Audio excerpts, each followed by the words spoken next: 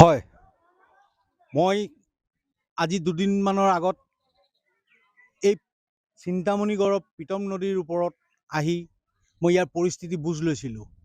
দেখা পালোঁ বহুত মানুহ বানপানীয়ে যি তছনছ কৰিলে, সেই মানুহখিনিৰ কাষত ডিব্ৰুগড় জিলাৰ 10 নং ৱাৰ্ডৰ আৰু লগতে নতুন বজাৰৰ যুৱকসকলে যি সাহায্য হাত আগবঢ়াইছিলে আমাৰ NDS নিউজ এজেঞ্চি শিৱসাগৰ কাৰ্যালয়ত, সেই কাৰ্যালয়ৰ পৰা আমি বিতৰণ কৰি আজি দুদিনমানৰ আগত ইয়াৰ পৰা আমি গৈছিলোঁ। যোৱাৰ পাছত আমাক তেখেতলোকে ফোনৰ যোগেদি আমাক জনাইছিলে, ফোন যোগেদি, যে আৰু পাৰিলে আমি কিবা যদি সহায়ৰ হাত বঢ়াব পাৰোঁ তেখেতলোকৰ কাৰণে, সেই গাঁওবাসীৰ কাৰণে। আজি সেই সহায়ৰ হাত আগবঢ়ালে, তেখেতলোকে কথাৰ মতে কাম কৰিলে। যেনেকৈ কথাটো আমাক দিলে ৰাইজক, গাঁওবাসীক, যে আমি আকৌ আহিম এই গাঁৱলৈ, সেই কথা ৰাখি তেওঁলোকে কথাৰ মতে কাম ৰাখিলে। সেইটো কাৰণে আজি আহি ইয়াত বিতৰণ কৰিছে। ডিব্ৰুগড়ৰ পৰা, সুদূৰ ডিব্ৰুগড়ৰ পৰা আহিছে তেওঁলোকৰ। এবাৰ মোৰ কেমেৰা পাৰ্চন সতীৰ্থই দেখাব তেওঁলোকৰ পৰিস্থিতিবিলাক, কেনেকৈ গাঁওবাসীসকলৰ আগত বস্তু বিতৰণ কৰি আছে। যেনেকৈ আপোনালোক কথা দি গৈছিলোঁ, সকলোকে দিব, খালি ধৈৰ্য সহকাৰে আপোনালোকে ৰ'ব লাগিব। চবেই পাব। नाम को जाओ पार्टी का आप आइए आपका हाथ से दीजिए सामान और पार्टी दिया और बेगे बस्तु दिबो ना আৰু अब कृष्ण दियो আপুনি যাব গুডু গাঁও গুডু ওয়ান কিমান ল'ব লগা আছে না হেকিনি নহয় হেকিনি এটা ডিসকাউন্টে গৈছে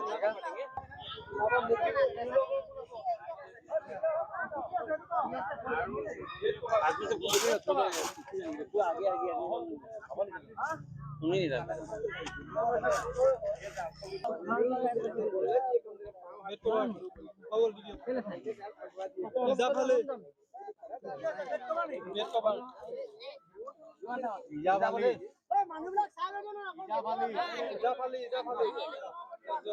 মোবাইল চাই আছে এই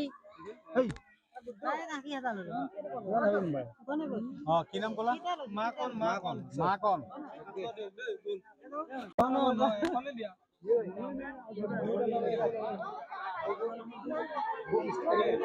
याकूब अली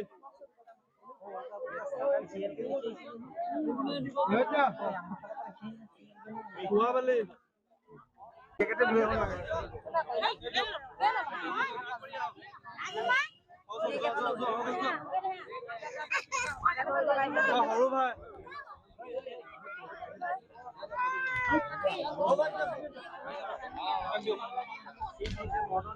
তাৰপিছত লাদেন মিতং নদীৰ ওপৰত যি বাঢ়নী পানী মানে যি সোঁত বৈছে, এই সোঁতৰ মাজত আহিছে মেটেকা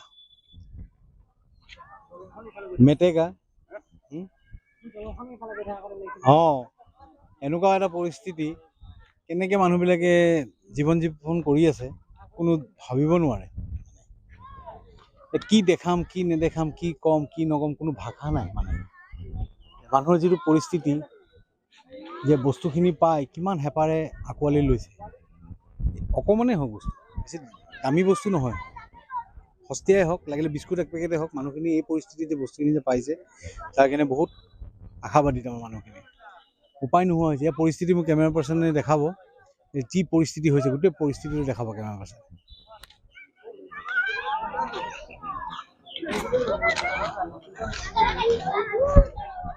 এক দৃশ্য আমি দেখাইছোঁ, যি পৰিস্থিতিত মানুহসকল আছে।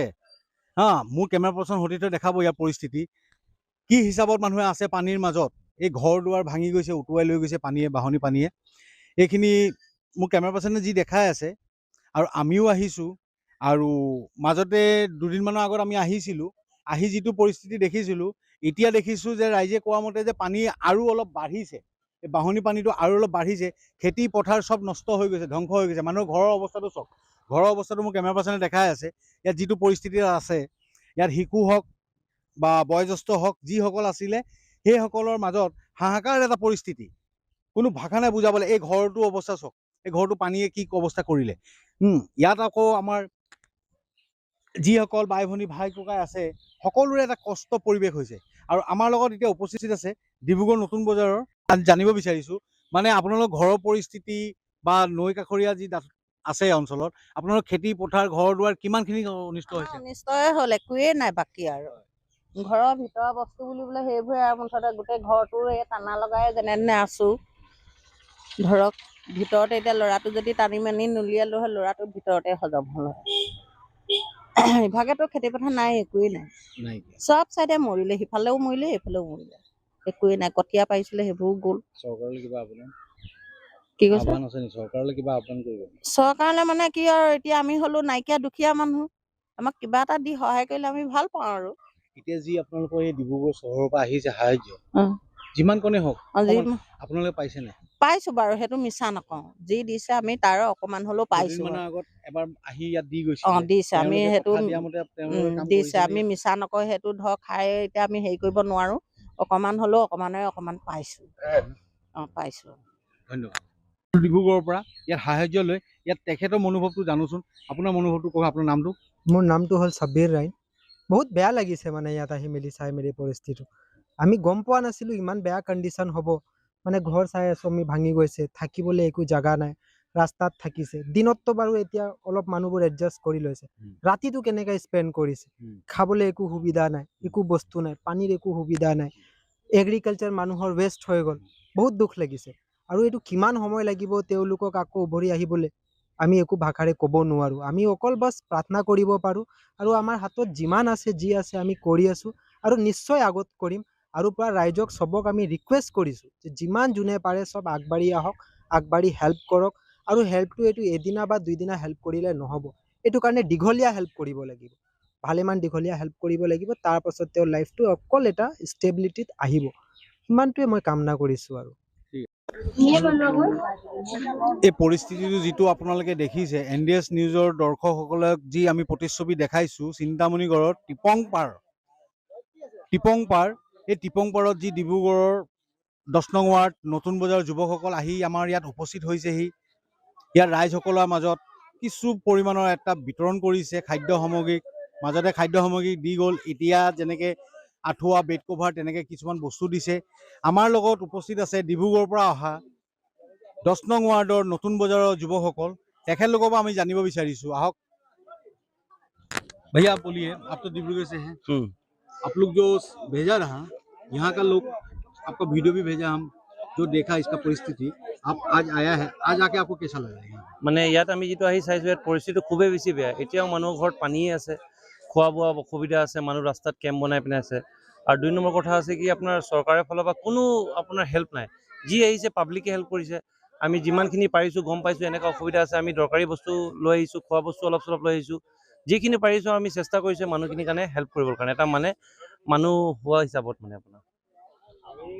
আৰু দেখা পাইছোঁ আৰু লগত আছে মানুহ, এজন যুৱক 10 নং ৱাৰ্ডৰ জানিব পৰা মতে, এওঁৰ পৰা আমি জানিব বিচাৰিছোঁ, আপুনি আহি সুদূৰ ডিব্ৰুগড় জিলাৰ পৰা আপুনি আহিছে শিৱসাগৰ জিলালৈ, ইয়াৰ পৰিস্থিতি যিখিনি লোক আছে, এই লোকখিনিক দেখি আপোনাৰ মনত কি অনুভৱ হৈছে?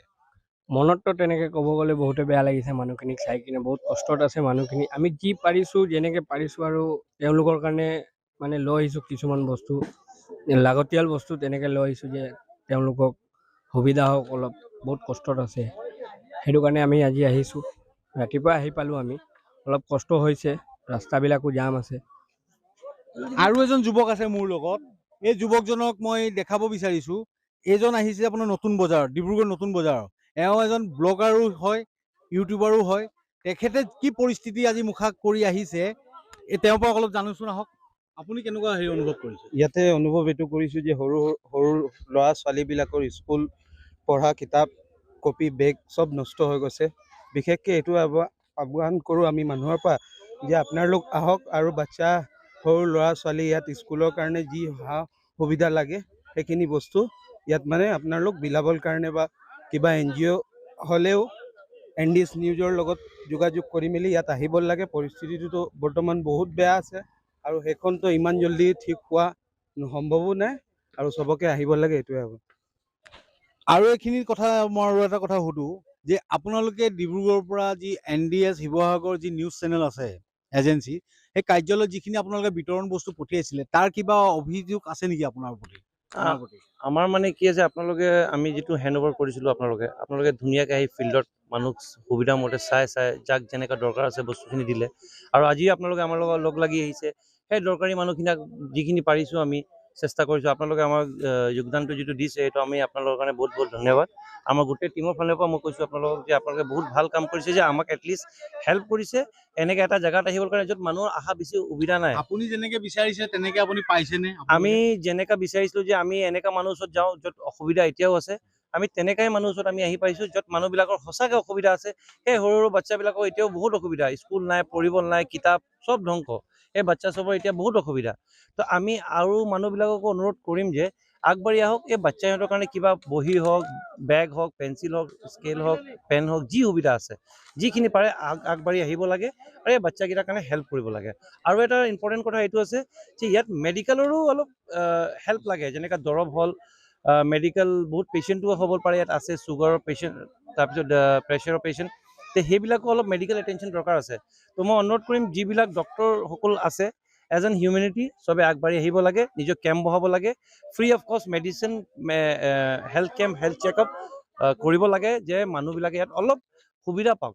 এটলিষ্ট আমি চাব পাৰিছোঁ যে চব ফালে ইপাৰো পানী আছে আৰু ইপাৰো পানী আছে, এতিয়াও এই পানীখিনি যাবৰ কাৰণে কমচে কম 1-1.5 মাহ লাগিব। তো মোৰ সেইটোৱে ৰিকুৱেষ্ট থাকিব পাব্লিকৰ পৰা যে চব আগবাঢ়ি আহক আৰু আমাৰ এই মানুহখিনিৰ কাৰণে অলপ যি পাৰে সেইটো কৰক। ধন্যবাদ।